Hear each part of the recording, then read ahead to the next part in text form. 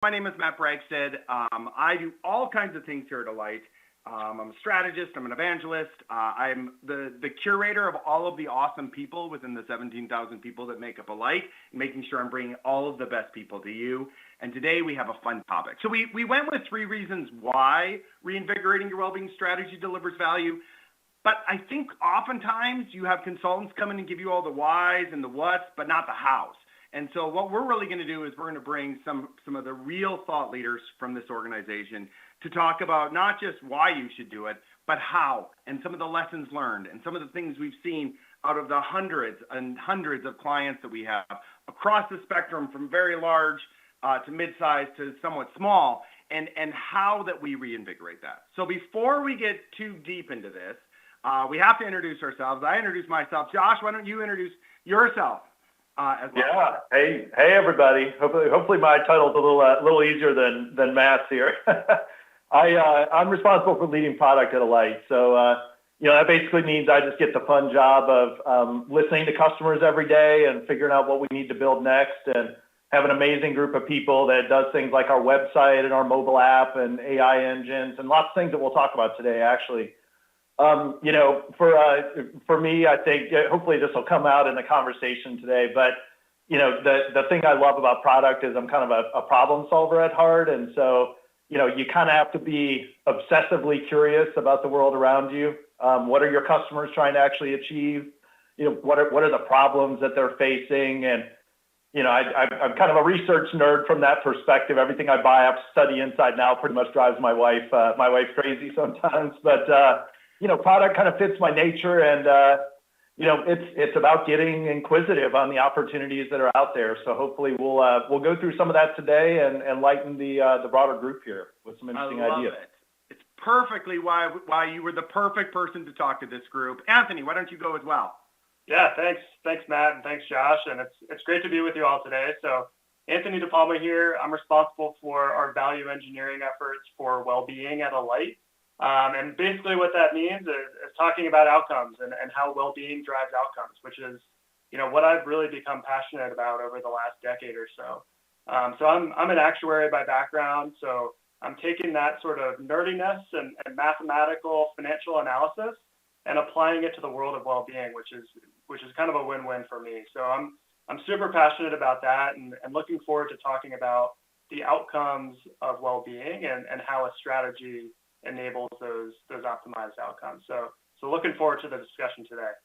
How passionate is he, as we've been geeking out over the last 2 weeks trying to figure this out? We've convinced him to write a white paper that all of you should be super excited about, all about that delivering outcomes. So that is just a little bonus value that we're adding on top of this. So let's kind of level set where we were.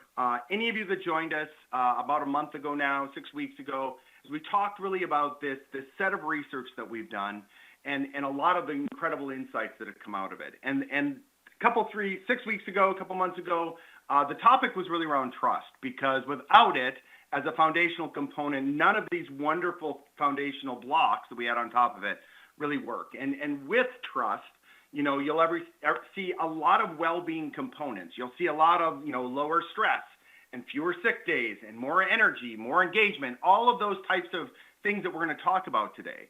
But I think what's super unique is well-being is really, really, really, really hard to define. If you go to Webster's, the be-all, end-all, their definition of well-being is the state of being happy, healthy, or prosperous.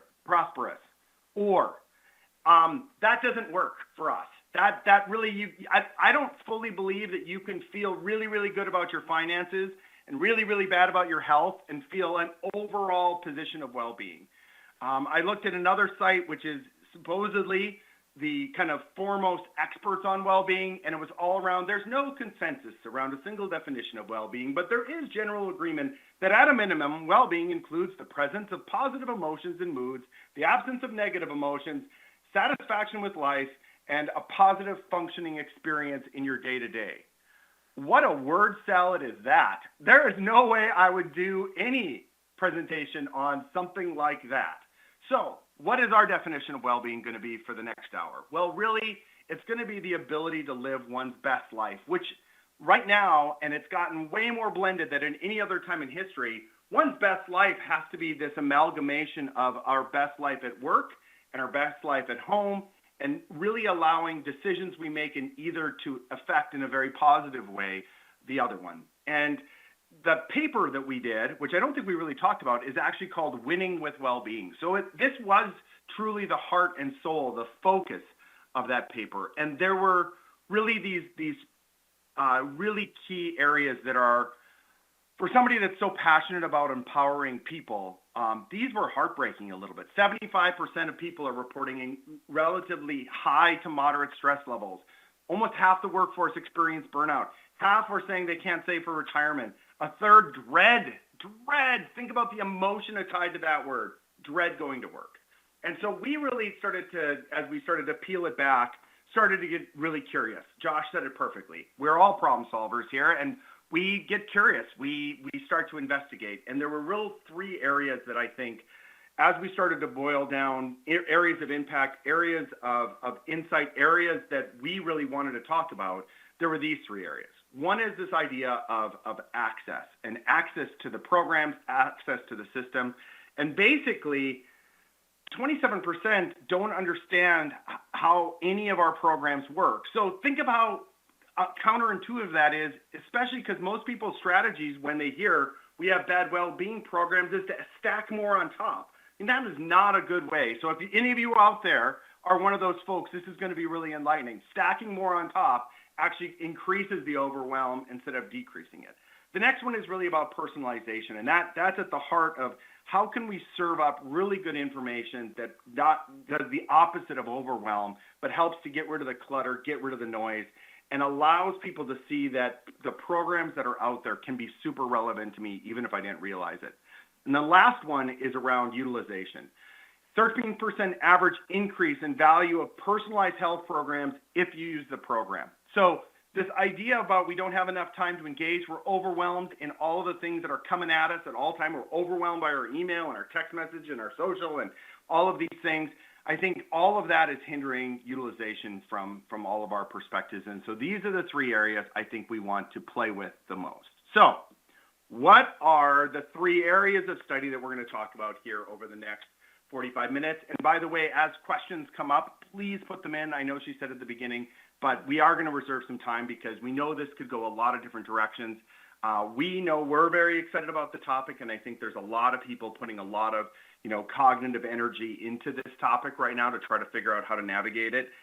So please put the questions in. But the three real areas that we're going to hit on over the next 40 minutes here or so are the idea about the employee experience and the impact that whole kind of sphere of things can have on well-being, the idea that ultra-personalization and informed decision-making and how we can really, truly, allow the employees to stand on the shoulders of giants and see a lot farther than they ever thought they could, to steal a Isaac Newton quote.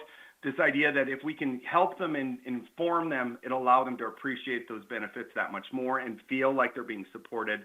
And then the last one is how not only we can help increase utilization or increased utilization has a lot of power, but also a ton of value both to yourselves as employers and to yourself, by the way, as an employee, because we know all of you are on both sides of that. So with that, we thought we could keep presenting at you, but we thought this would be way more fun. Just to do roundtable with, like I said, two of my favorite thought leaders in the space. And so I think we're going to start with you, Josh. And let's start kind of in the good, the bad, and the ugly. Let's start at the bad, which is kind of what breakdowns have you seen employee experience as you've worked with some of these organizations, and what have you seen that's successful from an experience perspective? Yeah, I mean, it's a great place to start because I think, one of the things we want to talk about here is there's sort of a hierarchy in terms of how you kind of tackle these broader issues. Matt, I think your last slide was a good kind of tee up on what we think those levels are. But, if we think about the experience and sort of the access piece, one thing I do want to pick up on that you said just a minute ago is we actually don't think the right answer is removing the programs and the things that are all coming to life out there in various ways, because those are actually getting added for really good reasons. And I think we're seeing an explosion in the industry like we've never seen in terms of new things that actually have great results that they can bring to people. And so what's interesting is, the employee studies, when we're out there talking to people, 80% of them say, the benefits that I am aware of, I actually think do a great job for me and they enhance my overall experience. The key is, how do we better connect people to the things that are there? And that's kind of fundamentally how we think about, this overall set of topics. And so, it might seem elementary, but the idea of putting a really good experience on the way you deliver information to people is sort of a building block that I would call foundational and kind of where we start. And in surveys that we do with employees, the number one request from employees is, and this seems basic, give me a one-stop shop for everything HR and benefits related. And over 50% of them say, I don't have a communication vehicle today or some experience that actually does that. And so there's a huge opportunity there. And I think, Matt, one of the areas that we just see as a fundamental gap first is the simple lack of a common place where people can go, sort of that one-stop, shop for information. Now, when I think about the experience, the way that you deliver that is actually the key. And we have to think about what's happening in the world of the way people consume information these days. Anytime, anywhere, anyone access is one of the keys that I think of when I think about the experience. So mobile access, we probably don't need to hit that one, in too much depth, because I think most of the people on this call are probably pretty familiar with the fact that especially when you're dealing with topics around well-being, that does not just happen once or twice a year. That happens every single day. Resources and information being seamlessly available to a person. What I think's been really interesting is it's actually more important than ever to consider the spouse and the extended family in terms of how you provide that access. And that's different than the way we thought about the employee as the audience historically. So we have to kind of extend authentication and those sorts of things to have that extended family in mind. Now, when I think about some of the keys to the way you present information, in the past, as HR professionals, we've all done this. We did it, with Alight for a long time too in the past. We kind of provided people with a bunch of stacks of links and SPDs and information. That just doesn't work anymore. We live, and I'm sure every one of you, feel this. We live in a world where we scroll Instagram stories and we swipe TikTok videos and all those sorts of things. So that has created interesting trends that inform how do you deliver information when you're trying to get people to actually pay attention to it. And, we see things like 50% of people literally start scrolling immediately when they open a page. The average attention span is actually 8 seconds on a piece of content on a web page. So, that attention span means you have to deliver information in a succinct way, quickly actionable bits of information, or you risk losing the individual, right? The other kind of interesting thing that I'll add on is we also, and this is going to get a little bit into the personalization piece, but we see a really strong behavior change when you start integrating things that people need to reference on a daily basis into a single experience. So you have APIs and all these sorts of things out there that people talk about. When you can pull in 401k and PTO balances and the last paycheck, things like that, those are things that people tend to check and look at on a more frequent basis. And when you kind of intersperse that with other things you want to raise awareness on, it's kind of the eyeballs topic, right? We actually see north of 10 times the number of visits and interactions from people when you start putting that type of information into an experience. Then you can draw them into those other things that are really important for the individual. Totally. And we've talked a lot about the aggregation of value when you have multiple different things sitting there. But I think, Anthony, for you, I think there is some of the characteristics of how much is too much, because I think a lot of people have gone, in my mind, kind of this best of breed approach when it comes to choosing their vendors for their benefits programs or just generally their well-being programs, which I think has advantages and disadvantages. You want to talk a little bit about some of those challenges and ramifications of that type of a model as opposed to the model that Josh was describing? Yeah, sure. So, I mean, I think first of all, there's nothing wrong with kind of choosing the best vendor for whatever you have. But kind of just speaking to what Josh was saying, it does have implications to the employee experience in an age where we're just, consuming things, every 10 seconds, right? So what we see is, when there is that one-stop shop, they're going there for everything. So they're going there to check their 401k balances or paycheck or enroll in healthcare. So that means they're comfortable with that same place. they know where to go, they're familiar with it, and they don't have to download 10 different apps. They might have to download like 2 different apps, which creates a much better experience. And just to kind of like put some data around that, like just like Josh was doing, we see that in our data. When clients aggregate those services together, we actually see a boost in customer satisfaction in addition to the eyeballs. So those things are truly correlated, where the more eyeballs you get, the better outcomes in terms of experience as well as decision making. And so just to take that to the next step, when I think about the next bounce of the ball, which is, what I'm focused on, the value part for employers, is it creates those better outcomes and that better program utilization, to where employers really should care, just outside of the traditional way of thinking of the experience, which is, to be clear, super important. So if I just give you a single example, let's take an employer of about 10,000 employees, and typically we see in our book of business that employer would have around 10 well-being programs externally. So point solutions, record keeper, all that, about 10 on average. If you just increase utilization and consumption of those benefits by 1% across all those programs, for that typical employer, that's $1 million in value, in business value. So it's a super compelling reason for why you should care as employers, and why we should kind of have this value-centric focus on well-being. It's about experience and culture, but it also has business implications that can help you as HR leaders to kind of make this even more relevant to finance leaders, et cetera. Love it. And love what you said there. And I think it ties nicely to our last webinar about trust. The more things you have on a place, if you're a trusted employer, the more that people will get value out of. I think the other interesting thing, I just read a Forbes article that said the average U.S. employer is asking their employees to download between 14 and 17 apps to integrate with them.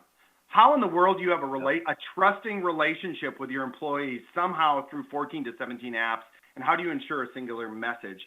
I think that is a super amazing point. All right, quick close to this topic before we move on to the next one.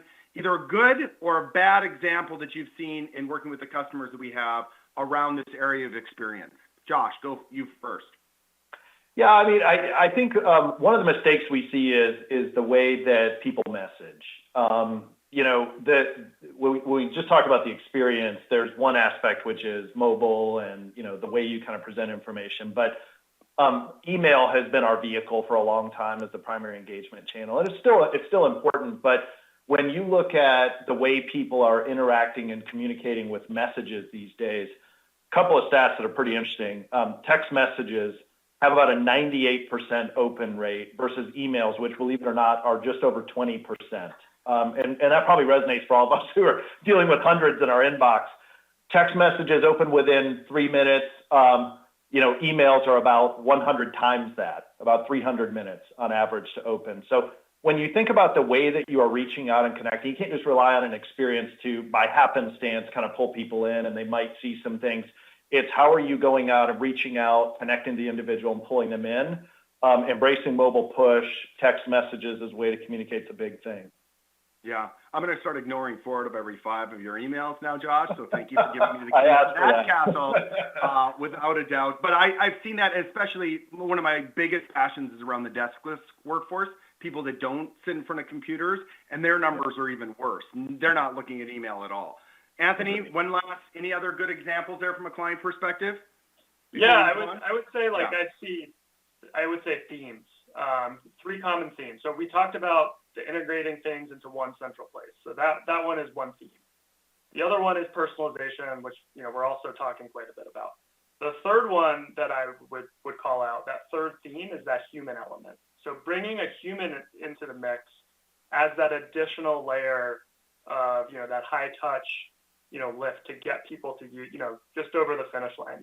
Digital gets you really far. But what we also know is that people also, in those moments that matter, I know that phrase gets used a lot, but truly in those moments that matter, having a human that you can relate to and that knows the topic really well, whether it's, healthcare or financials, that can really take you to the next level in terms of utilizing a program and getting value from it and saying, hey, like my employer really values me and cares about me, right?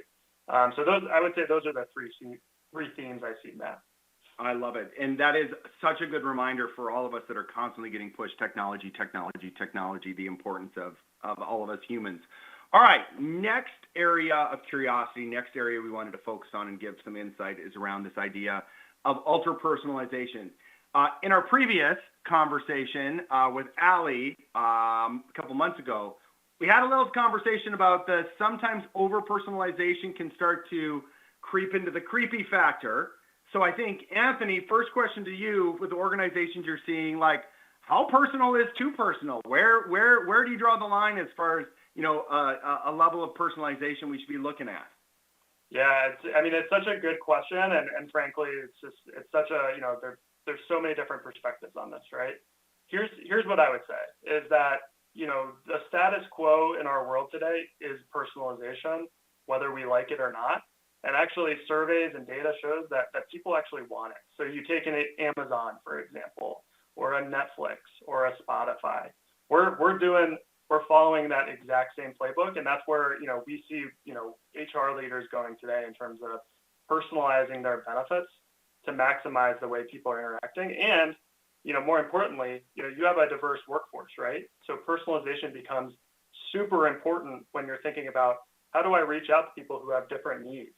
And there's different ways of, making them feel included and things like that. So, we're just following that playbook, to be honest. And I would, most similarly compare it to like a Spotify or a Netflix. We see what people are doing or what people like them are doing, and we'll nudge them with, here's a movie that we think you would like based on, others who are following suit, or here's a playlist for you with music that you like. So the same thing applies to that benefits world. Well, and I love that. I love that idea of, the Amazon. If other people that bought that also buy this, other people that did that, and being able to use that huge amount of data that we have or organizations like us have to be able to then give value from a personalization. Josh, my question to you as the product guy, as the guy that's solving our problems, how hard is it to actually get to that level of personalization, not that dissimilar from an Amazon or a Netflix experience? Yeah, it's not easy, honestly. We'll talk a little bit about AI, and that sometimes is an overused term, but it plays a key role in some of what we're talking about. I think to support Anthony's point for a second, just the survey data that we're getting, 75% of people out there said, I am actually willing to share more information, even personal health information, if it can benefit me in some way. And we see some interesting demographic variations there where I think it was 79% from millennials, but only 50-something% for boomers. So you see a bit of an age, and you probably would expect that, right? But in general, people are saying, hey, I'm actually willing to share maybe a little bit more than what we sometimes think they would, and volunteering personal info. The way I think about what we're trying to do here is we're kind of in the business of behavior change when we're talking about well-being. And that first step of just putting things together in an experience is sort of step one. But, research proves that when you now personalize things, you get better action. And so when we think about the data, and there's a lot of focus on data privacy across, the world right now, and all of us as individuals, but how do we use data in an individual way that's appropriate and respectful? I kind of think of it in three buckets. So there are things that when you're an HR provider or a benefits provider, you just kind of know. And so there are things like, are you a new parent? Are you recently divorced? Have you maybe not taken PTO in the last 6 months? Or are you working a lot of hours? Or you just did a 401k loan? There's gold in that data to understand things that are happening to an individual that are very personal, and there is something that could help them in that moment. And so how do we sort of just capture the things that, we know today? And that's sort of the easier part. The things related to the health of an individual get a little more complicated. Those are things like, how do we connect into health plans to pull claims data and understand you just had a knee injury and you're scheduled for an MRI, or you haven't had a physical in years. We've worked through, as a lot of people have kind of started cracking that nut, but that's sort of the second layer of, the data that you pull in. The thing that I think has been really interesting, because we've sort of played in those top two categories, is what are those things that you just can ask people? And they're the things that are a little harder to identify, but I actually think are most important for well-being and personalization because they lead to all these programs that are being offered. So, are you thinking about starting a family in the next year? Are you, maybe struggling with anxiety, or do you get enough sleep? Or are you trying to lose weight? And on the latter, you really have to think about how do you explore kind of permission-based profiles for individuals, and allowing them to kind of set their preferences to receive better guidance and information. And that just ties back to that opening comment where overwhelmingly 3/4 of people are saying, hey, I'm willing to do that. And we're actually seeing that happen in the experience right now.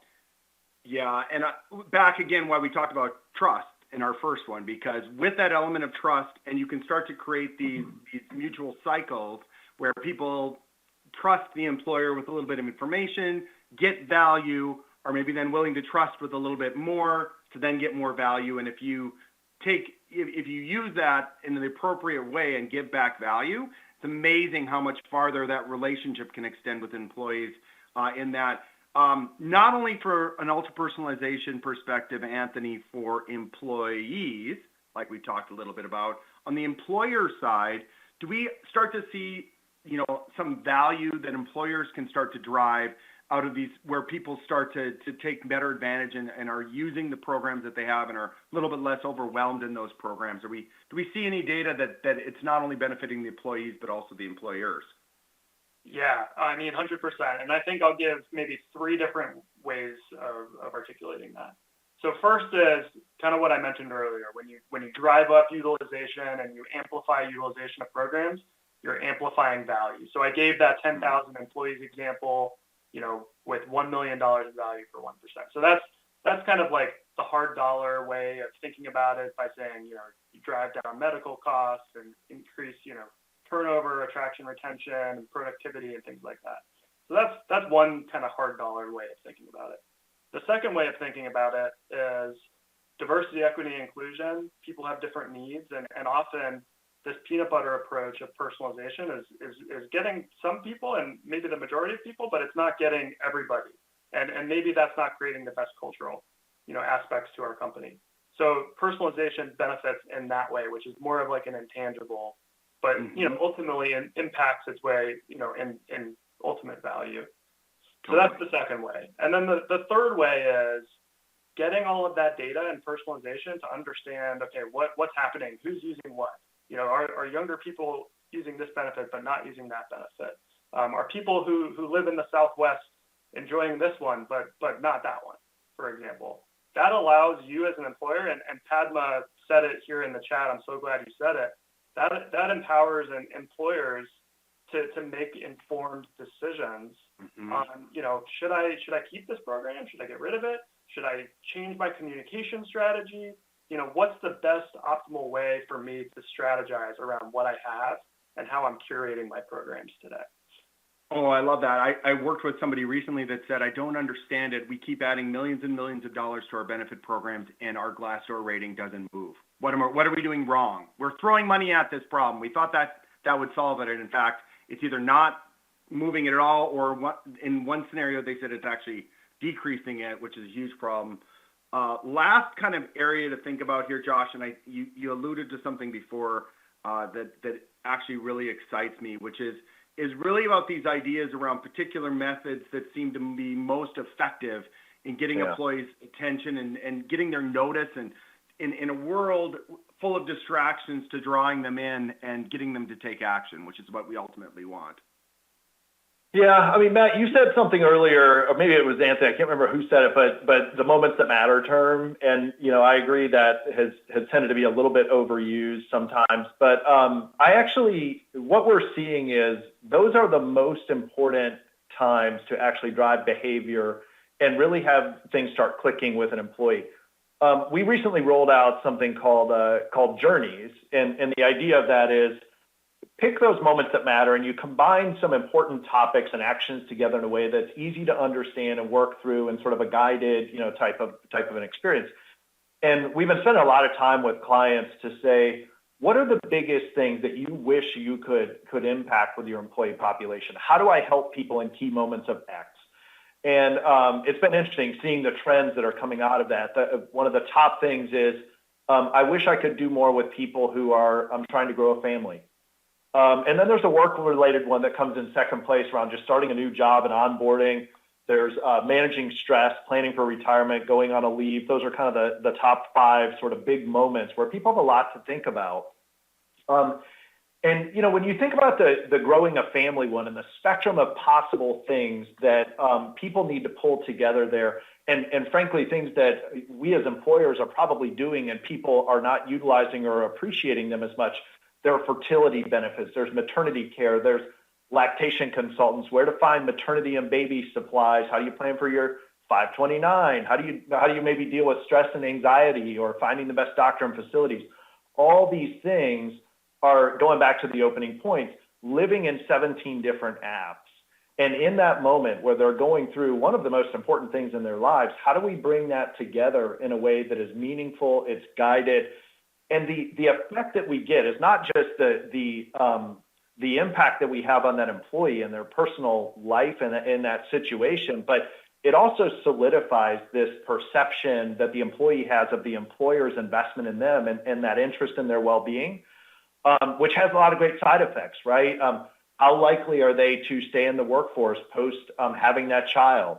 Improving that long-term loyalty and engagement with the company. So it's been really interesting kind of watching these correlations, Matt, as we pull together those really important moments and employees say, my employer is caring for me. I feel protected. I feel seen in this moment, and they're helping me with something that's really important. I love it. Josh, just because I get to geek out now, because I rarely get you on the phone for this long, what's the number one or two things you're most excited about from an AI perspective in this space that we can look forward to in the future? Yeah, gosh, I think a couple of things come to mind. Number one is, how do we not just simplify decisions, but also the actions that people take? And so, today AI is sort of a lot of what's the message that I communicate. But when you have things like those journeys I was just talking through, and there's this idea of, making it so, and now we're actually processing a transaction, or don't just tell me about the highest quality doctor, actually set up an appointment with that doctor and do that through the click of a button. We're also exploring some of those things from an HR perspective too, and some of the great work that Anthony and team are doing around here are insights and analytics and an opportunity to address a problem, and actually, having a button where you click on the dashboard and you actually drive messaging and content updates in the experience based on that. So, I see AI sort of moving out of information delivery and more into action. Yes. I think Anthony hit one of the other just really important things to me, and it's, how do we begin to impact some of the more personal impacts or aspects of well-being rather? So, what's interesting and challenging is when we talk about personalization, what employees are telling us more than ever is, I am not a cohort of individuals. I am an individual. And, I may actually be very different than a full-time person who is my age group.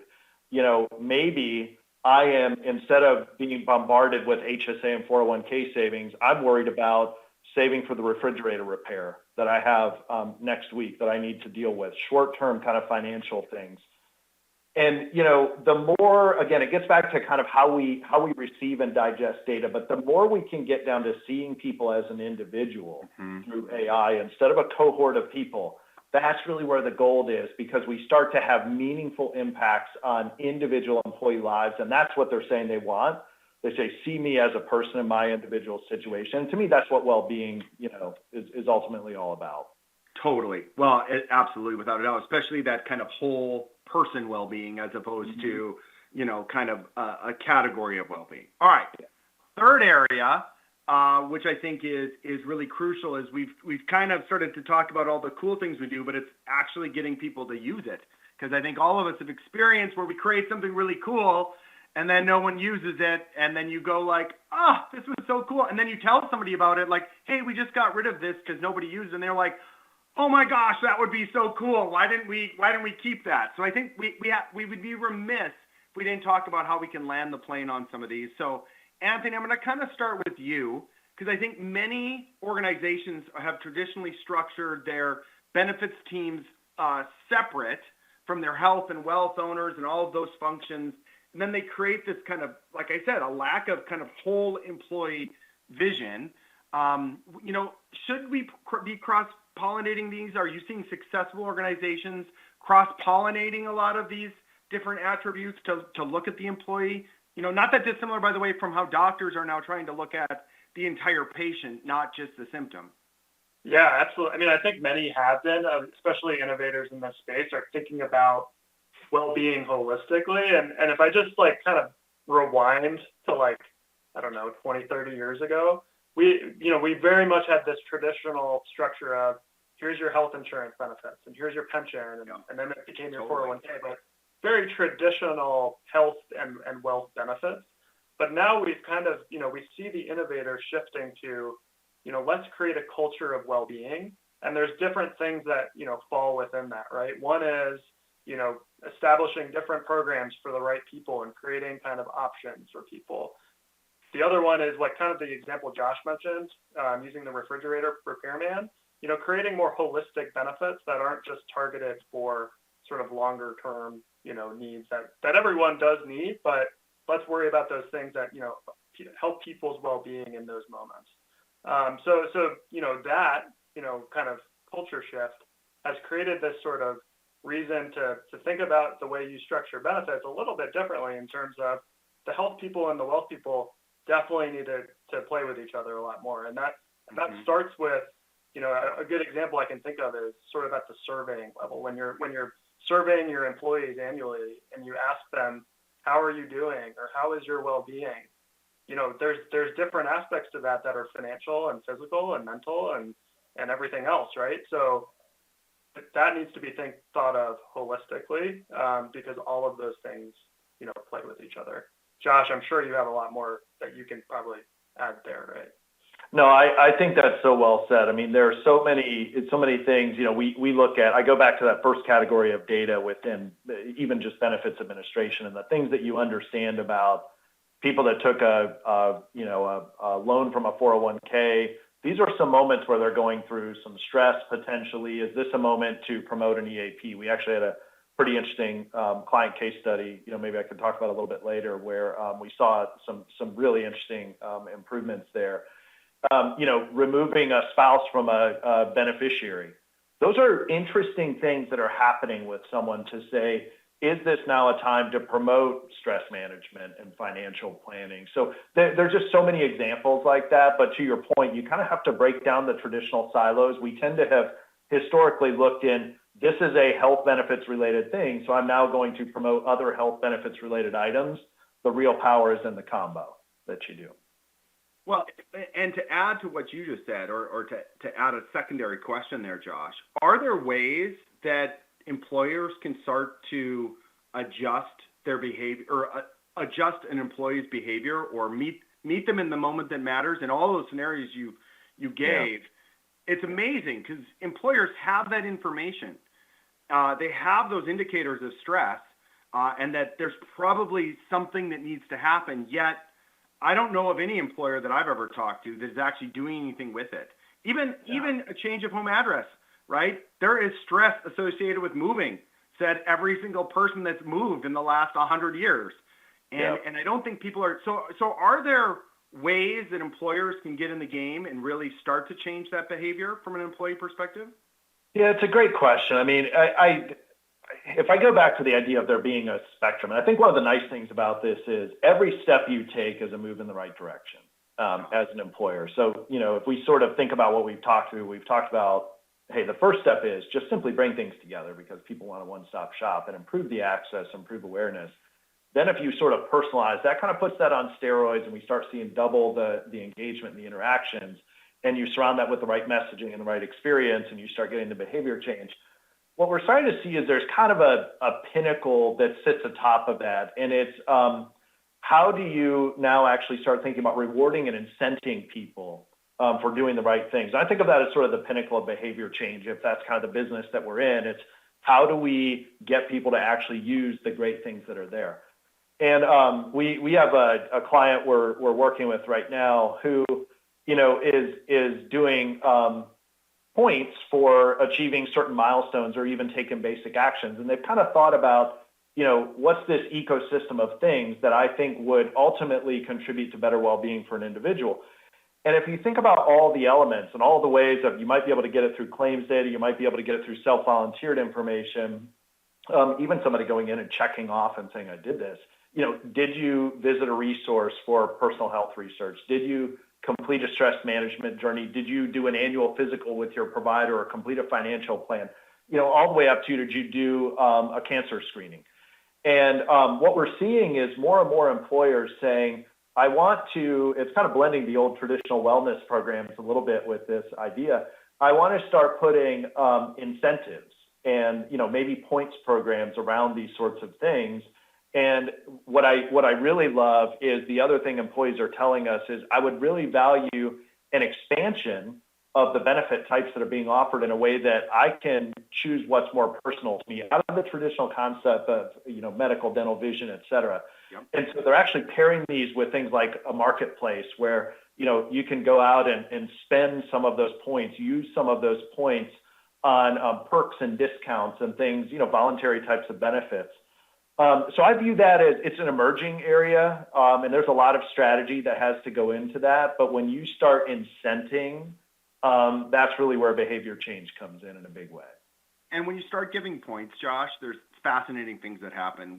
I once did an experiment, I'll fully admit it was an experiment, where we gave points to really simple things inside an app at a conference. Yeah. And something like 87% of the people got the maximum number of points. Just because they knew what the rules of the game were, they knew how they could get points, so they would do the activities to get the points just so they could. So, in closing, if there are things this group, who has, by the way, been super, the Q&A is awesome, team. Thank you so much for being so interactive. But if there are ways that they say, yep, you know what, we recognize we need to do something in this space, we don't have the first idea of where to go. We don't know how to even start. I guess, Anthony, I'll start with you, but what are some of the next kind of steps from an organizational perspective that an organization should consider if they're looking to kind of leap into this world of well-being? Yeah, so I think the next steps, would be to kind of take a step back and take stock of, here's what I have today, and let's look at some data. First of all, focus on the employees. What do they need? How are they feeling? And what is my employee value proposition? And so data can be really useful in informing that. And so whether it's surveys or pulling record keeping data or pulling, vendor utilization data, pull all that together. And then start to say, okay, what are the ones that I find super important that are potentially underutilized or not used well enough? And what are some strategies to help, improve that? And we talked about a lot of those today that can be implemented. We talked about the integration. We talked about the personalization. We talked about the guided resources. We talked about incentives just now. So all of those we feel like are recipes to kind of drive that strategy. But the first thing to do is, if I could give you one next step, is look at the data and take stock of where you're at today so that you can inform your strategy. I love it. Josh, anything for you?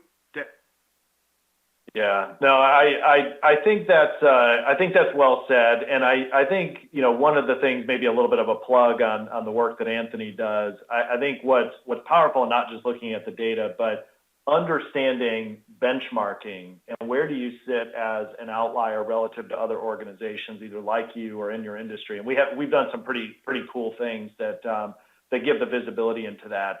I think. When you start embracing some of these technology things, some of them are easier than others. Aggregating things together, putting them in one spot, great first step. When you start getting into the AI kind of, personalization elements that we just talked about, I just think the thing to encourage folks on is to say that it can get very complex, but it doesn't have to be. And again, hopefully some of the examples that we've talked through here give you some nuggets to say there's gold out there in the small things that are happening.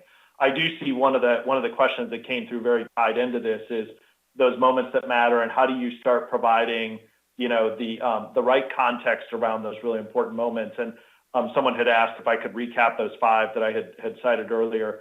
The top one, actually, we've been hearing from clients is around growing a family. And that encompasses not just, I'm having a baby tomorrow. That encompasses, I am thinking about planning and growing a family, and what are all the things that I need to consider there. That actually is the number one that we've heard from our clients. The others sort of start kind of coming together in a pretty common cluster, but starting a new job and onboarding was number 2. Managing stress and burnout was number 3. That one's probably not surprising, and that sort of goes back and forth between 2 and 3. Planning for retirement actually is a really big one that has come up as well. And then going on some sort of a leave of absence, what are the things that I need to think about related to this is the 5th one. So, hopefully those give you some things to say, these are not just what other employers are looking at, but what employees are saying. These are kind of big moments that I'm struggling with.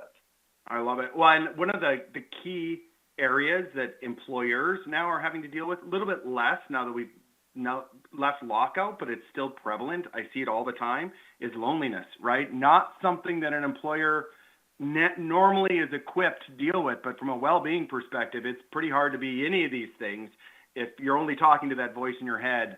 That voice in your head tends to not be very kind. Thank you for joining us. There's other opportunities to engage. Anthony is presenting at HR Tech. I'll be in the booth. We kicked Josh out of the country. He's off playing in Europe somewhere. But if you want to connect with Anthony and I, and you're going to HR Tech, that would be great. We also have a webinar coming up in November with Josh Burson, who is one of my favorite humans on the planet. And it's really going to be around aligning a lot of stuff we talked about today with a lot of the D&I and trust stuff I talked about with Allie 2 months ago, and talking about how we can change really ultimately the employee experience when you start to combine all of that with your ERP vendor, your HCM provider, and really start to drive and change employee behavior. So with that, there are a few really good questions. I've starred the ones I love the most. All of your questions were great. All of your comments were great, and I thank everyone for joining or for participating. But Anthony, white paper, details around that brilliant $1 million that you talked about. Is that going to be one of the key outcomes that you're going to talk about in your white paper, and any other key outcome points in that? Yes, it will be. In terms of when it will be published, maybe look for that at the beginning of the coming year, or hopefully earlier than that, but we just have a kind of a schedule of how things get released. But, feel free to reach out to me if there's any questions you have on sort of like the value methodology and how we do it. I'm always happy to talk before a white paper comes out. So, don't hesitate to reach out. Yeah, for sure. And all of us, by the way, to this group are on LinkedIn. If you're scared to just try, anthony.depalma@alight.com, you can absolutely find him there to make sure his picture looks a lot like the guy that you saw presenting. So feel free to look there. Josh, We talked a little bit about email. We talked a little bit about texting. Do you have any data at all from a Slack/Teams/ any of these other aggregated engagement tools that are out there for folks right now? Yeah, I love that question so much. So thank you, Catherine. So this is a great call out on the emerging channels that are out there. We can actually include some of this data. Anthony, I'll work with you on this in the white paper. But we have now moved to using Teams as a way to provide some of this personal interaction and information messaging. So we'll share some stats on what we've seen there in terms of the interactions.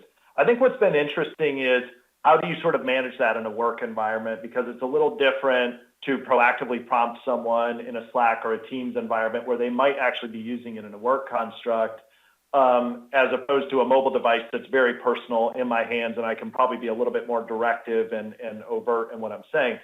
So we've actually seen those channels are amazing for research and asking questions. So we've done things like put a virtual assistant within a Teams environment. It's just one of the add-ons in Teams.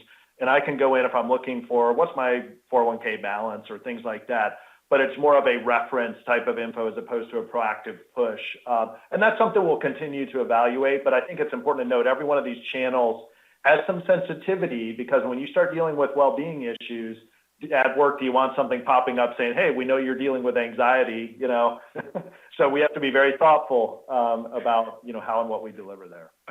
hey, we know you're dealing with money problems, Right, so everyone right. around you can see. Yeah, no, Right. absolutely. Another one I'll stay with you, Josh, because I think it's a real good question because we talk Alight all day, all the time, and this was not meant to be a pitch on Alight. This was meant to be a thought leadership, but I think the layers, the level of which we're talking about some of these things have to imply that we have a different level of knowledge about kind of general well-being, financial, their wealth, their health, all of those things than the average vendor out there, quite frankly. Do you want to talk a little bit about how we aggregate, store benefit data, ESOP, 401k, any insurance programs, things like that?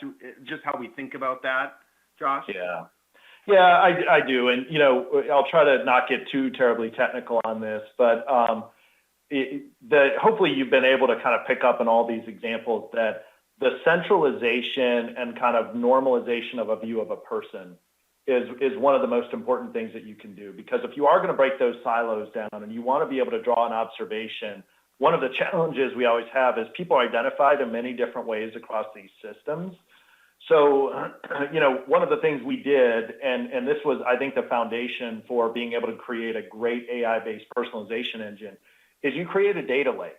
And what that lets you do is not just normalize all the data Alight has, and those were great examples in that question, but it's also about bringing in other data, because we might not necessarily know that someone is working 70 hours a week and an outlier relative to their peers unless we're pulling data in from an HCM system or a timekeeping system. So when you mush all that together, that's the technical term, and you put it into this data lake, that's really the power, because now your kind of AI algorithms and decision making can look at people in a very multidimensional way. So I think that was a great question, and that's foundational to really good engagement. Yeah, I love mush. Mush Yeah, mush. is my favorite new technical word. We're sending all of these all these people back to their desks that they can pretend to be hyper technical.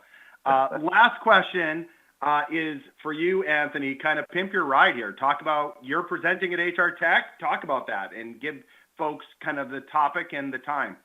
Yeah, so I'm presenting with Allison Borland, who leads Alight's well-being and wealth strategy, and we're talking about a lot of similar things and focusing really on the AI and personalization and how that can drive outcomes. And we'll be a lot more specific in terms of, here's what we've seen via case studies, and here are some best practices to adopt. So we'll kind of go a level deeper with where we went today, and really it's just a continuation of this subject today. So if you're at HR Tech, definitely go. I think if you're interested in this one, it's a great follow-up to attend. I love it. And Anthony will be in the booth when he's not presenting. I will be available in the booth as well. So come and find me.